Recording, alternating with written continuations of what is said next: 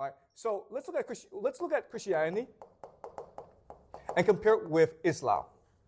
All right. So as I have said in previous classes, Christianity was developed by the Roman Empire in order to co-opt first the Jews and eventually these barbarian invaders.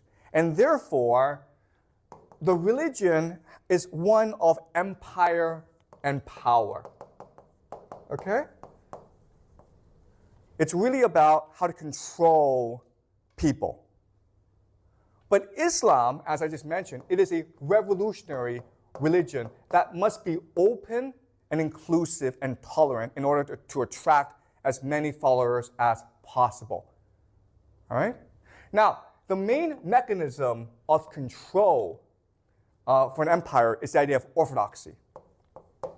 Orthodoxy just means the correct thinking, okay? But if you're orthodoxy, then you have the idea of heresy. Orthodoxy is with God, heresy is against God.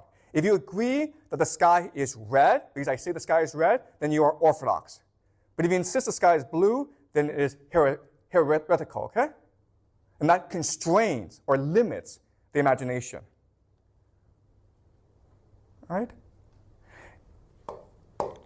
And the philosopher that you base your society on is Plato. So the idea of the bishop, the idea of the pope, it's really the idea of Plato's philosopher king. All right?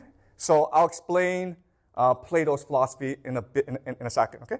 But let's look at Islam. So it's a revolutionary religion, and therefore you must activate the energy of all your followers. You must get them to believe, and you must get them to fight. Therefore, it's a religion based on intuition. God is with you. You know God. God is inside you, okay? And the idea of intuition is what allows for science. You can discover the truth by just observing, through empirical observation, through your own analysis, through your own belief, okay? And the person who argues this is, of course, Aristotle. So this is the argument I'm making to you, okay? A lot of scholars believe the Islamic Golden Age happened because the Islams had books. They had wealth. But the Byzantines also had access to all these major thinkers, Plato and Aristotle. Byzantines had a lot of wealth.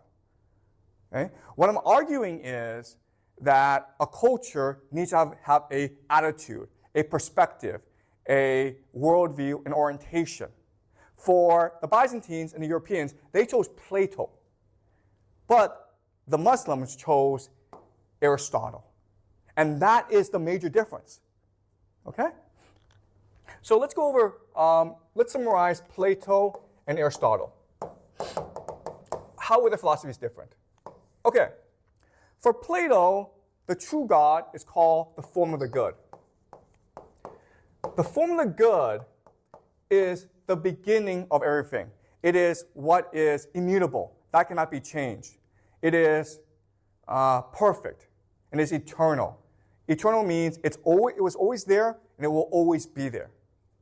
The form of the good, this God, he thinks and he emanates new concepts called ideals, like justice, reason, beauty, power, okay? And these ideals will manifest themselves into perfect forms, okay? Like a horse, like the perfect horse, the perfect woman, okay? This, we can say, is his heaven.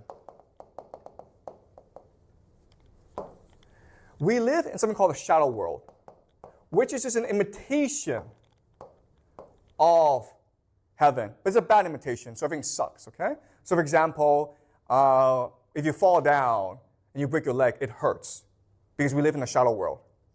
So in this conception of the universe, what we're trying to do is return to the form of the good. And for Plato, he argues that you can do this through mathematics and geometry, because mathematics is what is most like the form of the good. It is immutable, perfect, and eternal. So by studying mathematics and geometry, you are able to ascend back into the form of the good. But guess what? Augustine will take Plato and he will adapt it to the Christian faith, right? Because how do you leave this world? By not sinning, by having faith. If you do that, then you are allowed to go to heaven. Okay? So in the Platonic Augustine understanding, we in this world all we have to do is not make a mistake. So do nothing. Okay? Do nothing and you'll be good. Aristotle has a different conception of the universe. He believes the formula of good is called a prime mover. All right? God is a prime mover. So God is the first thing that acts and moves things, okay? And when he does that, when he creates motion, other things start to happen as well, okay? So we're constantly moving about. Where we're going is we are seeking truth.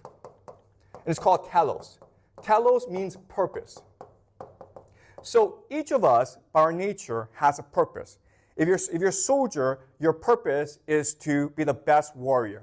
If you're a mathematician, your purpose is to be the best mathematician, okay?